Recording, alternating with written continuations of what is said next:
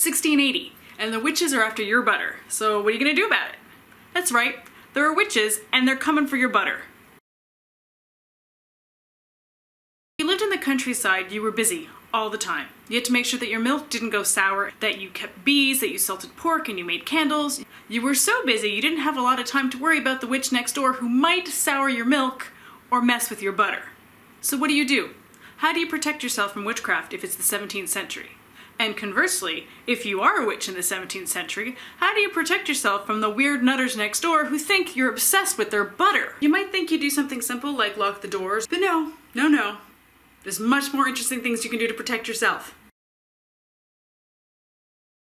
To make a witch bottle, you take a jar, usually an earthenware jar, and they tended to be gray, so they were called graybeards.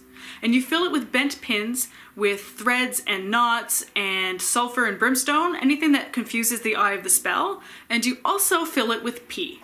That's right, magical pee. I'm guessing this has to do with the idea of like dogs or wolves marking their territory, so you're setting a very strong boundary and a very strong line that evil magic cannot cross.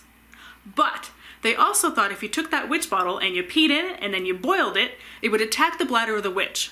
And it would cause her so much pain that she would be unable to keep sending magic at you. I'm not sure who I'm more worried about, the people that are doing these spells to stop witches or the actual witches. Actually, I think the people doing the spells to stop the witches, because you're boiling pee. I'm just saying. The witch bottles were then taken and buried either on the furthest corner of your property or right under your door and your hearth. In 2009, a witch bottle was found under a house in London and they were able to x-ray the contents.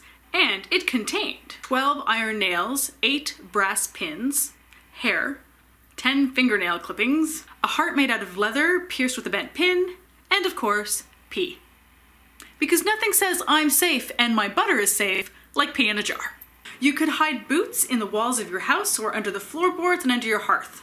There were also witch marks that were very popular. So essentially they were a hexafoil or a type of mandala, and they were circles set in a pattern to create sort of a maze that the witch's spell would get trapped in and then deflected away from you. Some of these were found in a 17th century house called Knoll House, and it was believed that they were put there under the floorboards just before the arrival of King James I. King James I was kind of obsessed with witchcraft. During his reign, over 4,000 people in Scotland alone were burnt for witchcraft. Not cool, dude. There were also glass witch balls which were popular, and you hung them in the window, and they were meant to trap the witch or the spell that she cast inside. You could also take a hagstone, which is a stone with a natural hole bored in the center, and through that hole you're supposed to be able to see the fairies, but also if you take that stone and you hang it over the stables, it is meant to protect your horses so that the witches don't steal them and ride them to sabbats. And if you hang those hagstones with rowan berries and red thread over your front door or by your hearth, it is meant to protect your house and your family from evil. So there you go, it's the 17th century, and you are safe. More importantly, your butter is safe. Protect the butter! I don't even know.